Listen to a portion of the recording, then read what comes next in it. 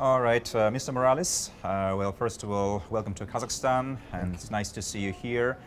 First, would like to know about your impressions. How do you like our Astana, our city, and Comic-Con? Oh, Astana is wonderful. Astana is astounding, it's very modern, it's very clean. The people are extremely hospitable, and you can tell that they have a culture that is very warm to outsiders and very, they share their home with pride, and it's a family-oriented city. When we went up to the tower, Bayterik. Yeah, Bayterik. Bayterik, you could just see the love of people for not only their own family, but the family of Kazakhstan. It's a national pride that they're very dignified, and it's just generally a peaceful country. It's just beautiful. Thank you. And what about Comic-Con? Well, Comic-Con is the craziness everywhere you go, but I was very impressed with the depth of the questions that were asked. You could tell that the people there are very passionate about their cosplay, about their stars. The people who they've come to see. So I was glad. I haven't slept too much because of jet lag, but it isn't draining. I feel the energy from the people keeps me going, so that's a good thing. This is good. Okay. So, and you played the villain twice in Mission Impossible. That's a good luck, because not everyone was lucky. That's true. It was a benefit that to this day I'm very grateful for, because it's such a great franchise. It's been around for so long, and you have also the top movie star, I think, in the history of films. I don't know anyone who's done what Mr. Cruise has done for over 4 decades. So yeah, I'm very blessed. And how was the premiere of the latter, of the 8th one? Crazy. We went to many cities. I didn't even do all of them. Unfortunately, I only did London, Cannes, and New York City, but that was incredible. I mean, the preparation, the styling, the hair, makeup. I mean, it's like a movie in and of itself, just to promote the film. And private jet to Cannes, do the interviews, do this, do that, and then boom, back that same night later to get ready for London. It's a once in a lifetime thing. Great.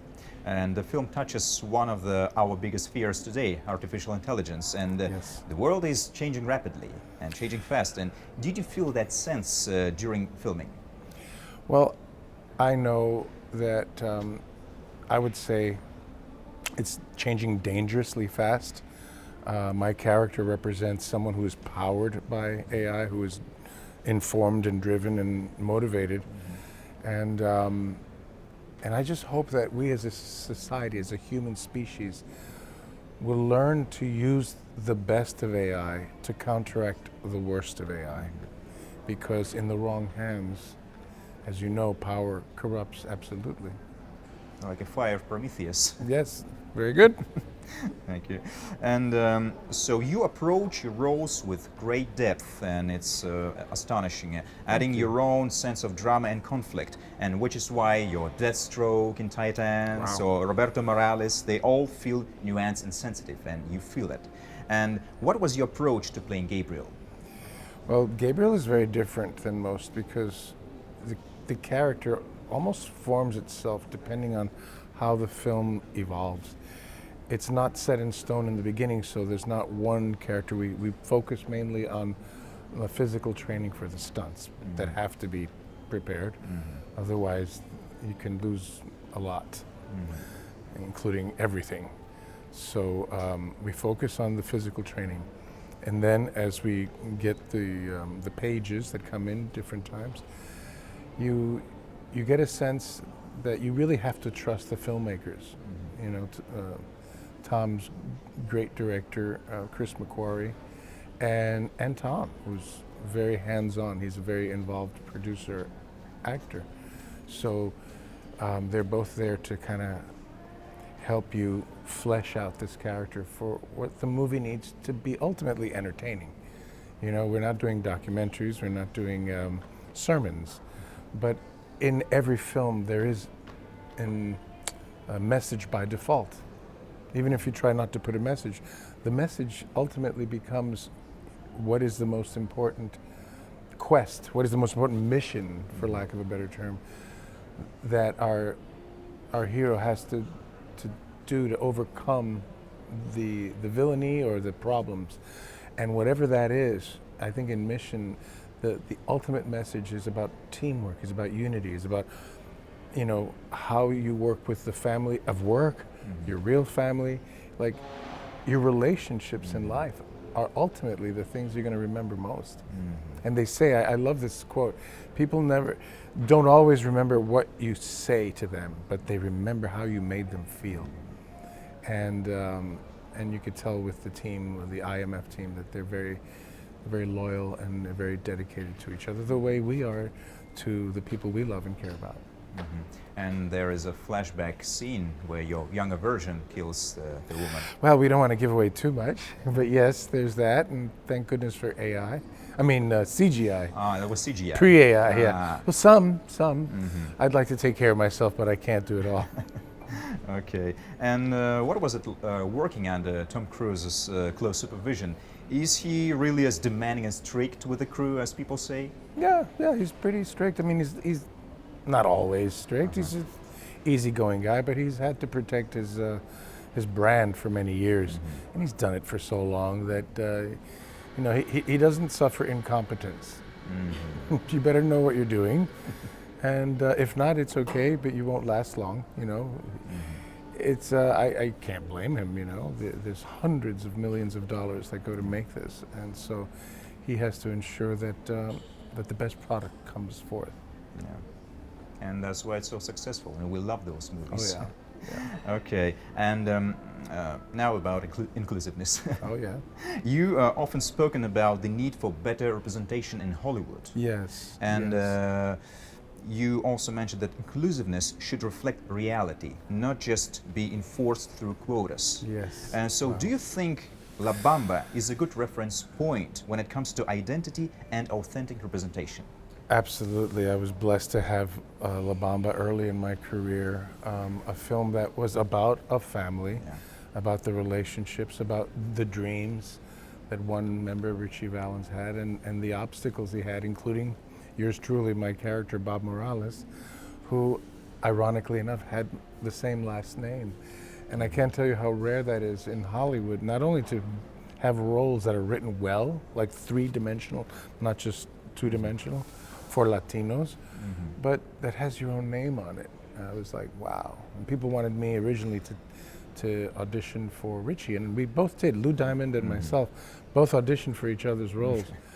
But I got to tell you, I mean, when you read a script and tears are flowing down your face, and you know how much you can bring to the role, not just because it's your name, but because I think the most important aspect of Bob is he has to represent the base, the dark side of Richie Valens, the dark side of the times. He's the heavy, you know. I wasn't the villain in the movie, but I was as close to one, you know, the Cain and Abel story of two brothers who clashed, but ultimately love each other, you know, and it really struck a chord. I can't tell you to this day how many memes are still out there and how many people I meet that said, you know, I had a brother like you. You know, he may have passed away or still alive, but they said, you brought me back to my relationship with my own brother. Because to answer another question you kind of had before, like how do you deal with these characters? How do you bring depth and dimension?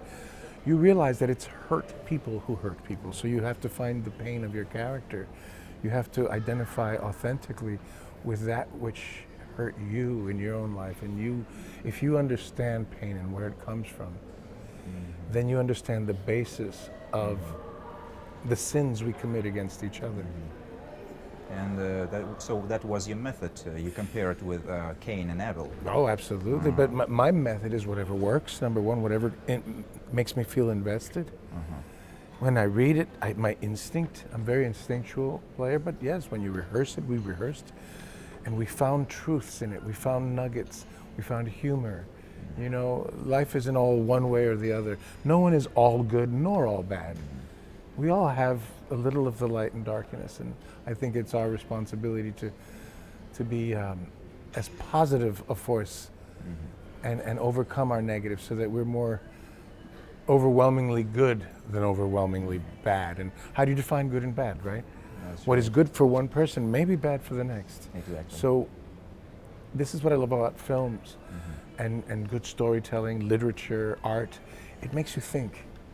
It doesn't let you be complacent and comfortable with the status quo. It makes you go, wait a minute, am I wrong?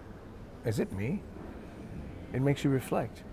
Now some films, unfortunately, are simplistic and it's about revenge. That's right. You know, action movies in general, it's like, did you get the bad guy? But I think hopefully we will evolve to a point where it's not just about getting the bad guy in the movie, it's about getting the bad guy inside of you, conquering your own demons, you know? So, yeah. Yesterday I had a nice question from one of the young fans, and I said something that I kind of liked. I said, we all have our demons. We all have our issues to work with. I'd rather have my demons work for me than me be subject to their impulses. And as you get older, you learn to go, okay, I know that voice. Yeah, calm down, you know. Listen to the angels, the better angels of your nature. Exactly. And I really was worrying about your character. Will he succeed in animation or not? Well, that's it. Even the troubled soul has dreams, has goals, has desires, and unfortunately they were overlooked, you know, by the people you love most. Oh, okay, that's Bob. Oh, yeah.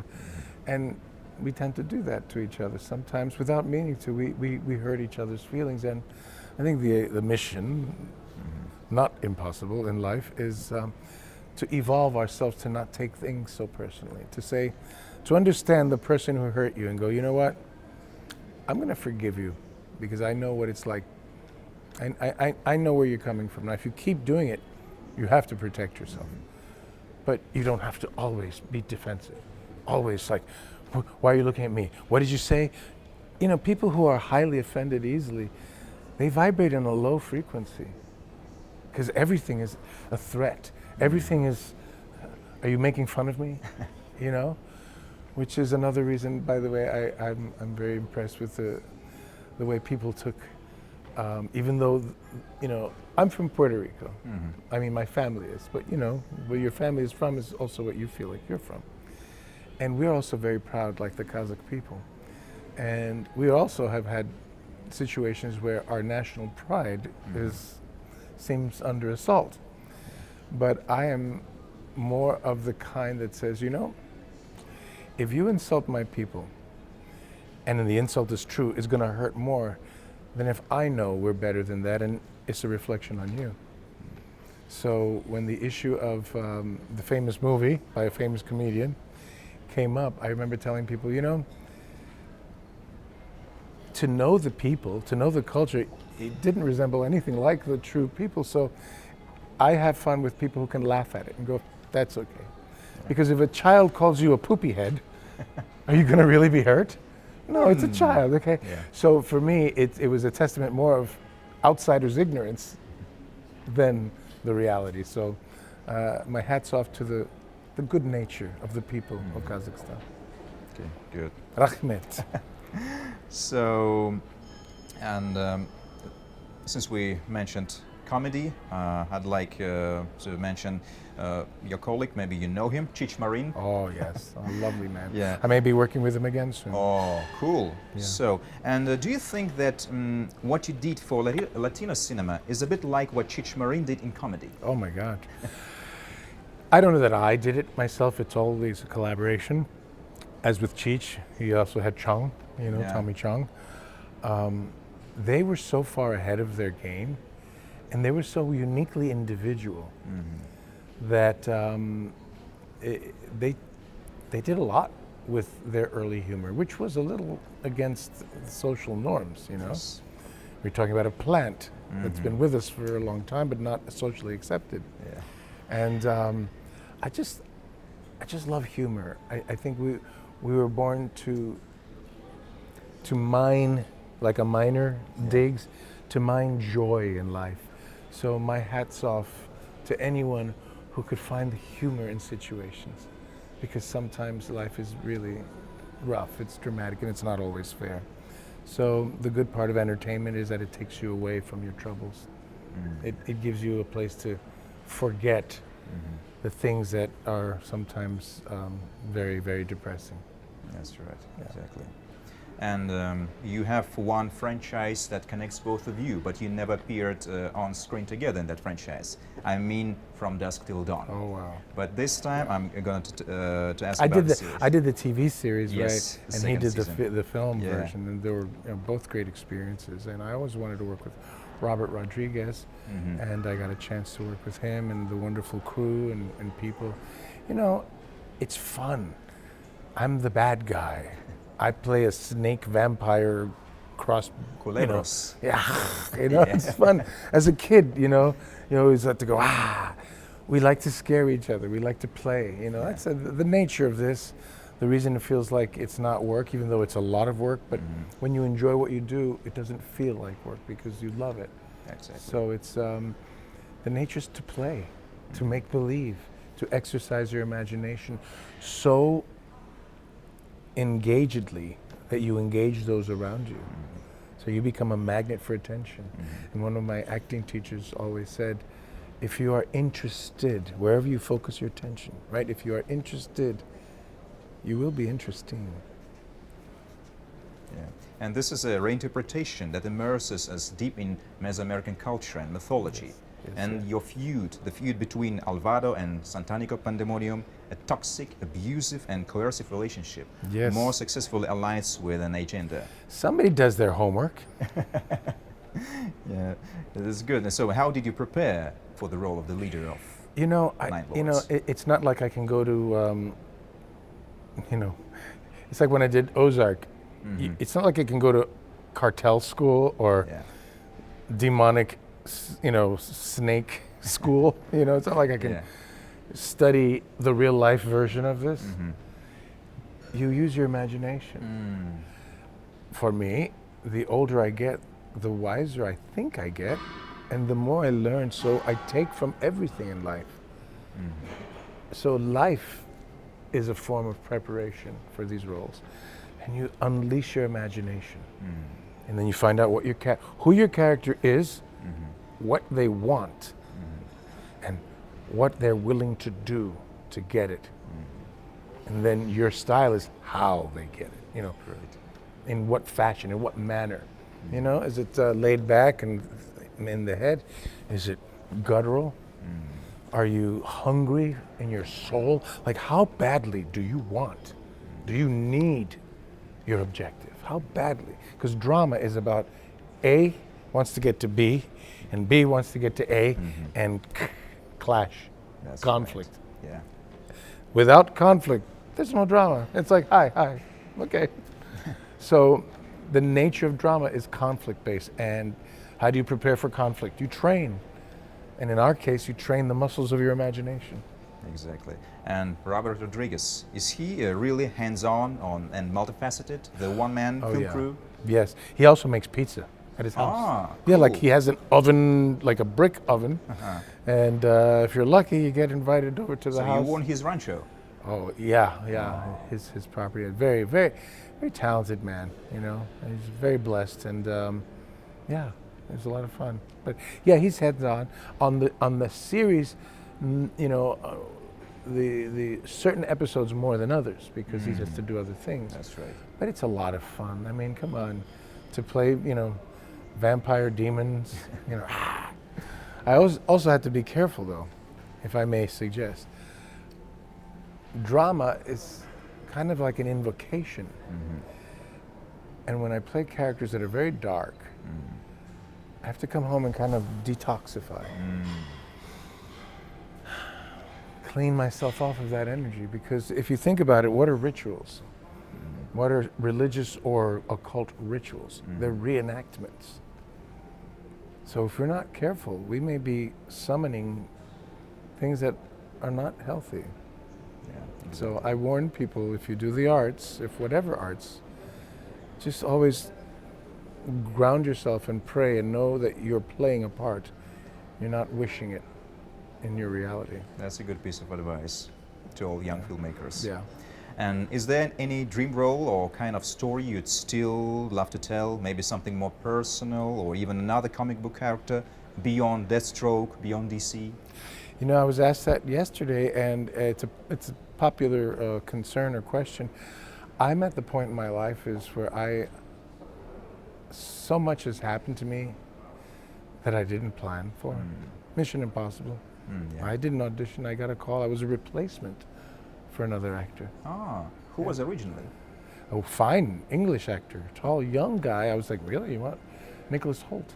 Nicholas Hoult? Yes. Wow. And I don't know if I should say that, but I know that was public knowledge at one point. Okay. And his sister actually was on the crew, was one of our ADs, assistant directors, and lovely person. And I'm sure he is. I haven't met him yet, but he is great on a show called The Great. And because of timing and COVID delaying everything, he had contractual obligations to go back to his show. So that opened a window for me. So I'm very grateful. That's a good blessing, good luck. But again, to answer your question, which I do the most roundabout way, I wait for life to surprise me. At this point, there's so many characters I've seen. There's, there was a character that, like Simon Bolivar, I wanted to play for a long time. I wanted to play Che Guevara. I wanted to play people from India, Central Asia. You know, I wanted to try things, and there's so much I don't know that I'm fascinated to see what destiny brings me.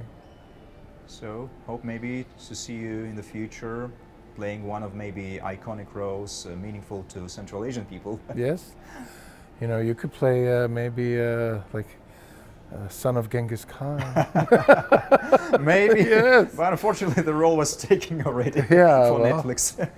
But I'm just saying, I would be blessed to work again in a country, or to work here, to not just be at an event, but to actually create art, if we can call it that, in a place with the heritage. I love the food here. Oh my gosh, it's so real. It feels real. So which you like enjoy the most? Oh man, yesterday I went to a steakhouse and that was amazing. I still have got to try the meat that is famous for here. That is traditional one. Yes, but I where was it? I went to another place. Lagman. Yeah, yes, Lagman. The soup and the meat. Oh my gosh, I have many things to try and learn. So I hope to come back again. Cool. And we'll be waiting for you. All right. It was a nice conversation. Thank you so much. Okay. Thank you.